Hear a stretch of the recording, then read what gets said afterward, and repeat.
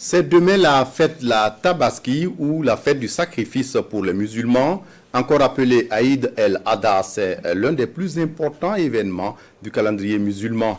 Elle est marquée par le sacrifice du mouton pour les fidèles qui en ont les moyens. Mais comment le mouton est vu comme symbole de la soumission à Dieu et de la miséricorde divine chez les musulmans? Explication avec Daouda Ouattara et Ismaël Sirima. Célébration de l'Aïd el-Kébir ou Tabaski, un moment pour les fidèles musulmans de faire preuve de soumission envers Allah. La symbolique de cette fête selon les fidèles musulmans remonte au temps du prophète Ibrahim ou Abraham, lui à qui Dieu a demandé d'immoler son fils à son nom. Pour avoir obéi, il reçoit de son créateur un agneau pour le sacrifier à la place de son fils. Pour moi en tout cas c'est un acte qui apporte beaucoup. Voilà, dans la foi et dans le lien spécial ou particulier qu'on peut établir avec le Tout-Puissant Allah.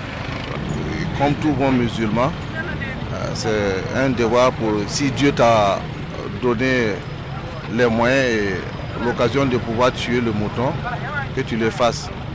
Voilà, c'est pour respecter la tradition et la religion que l'on pratique.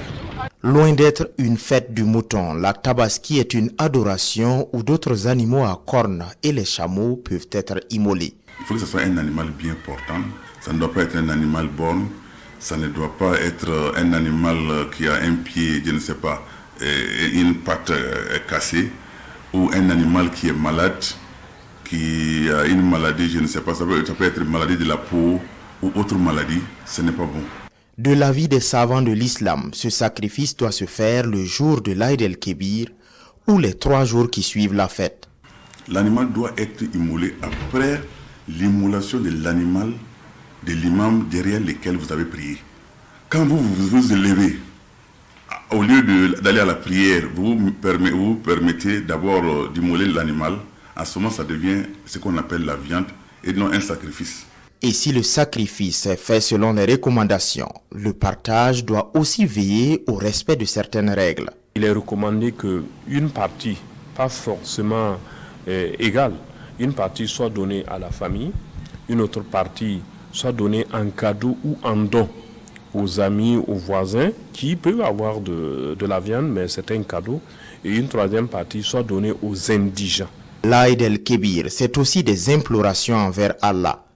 Pour cette année, beaucoup de fidèles prient pour plus de quiétude au Burkina.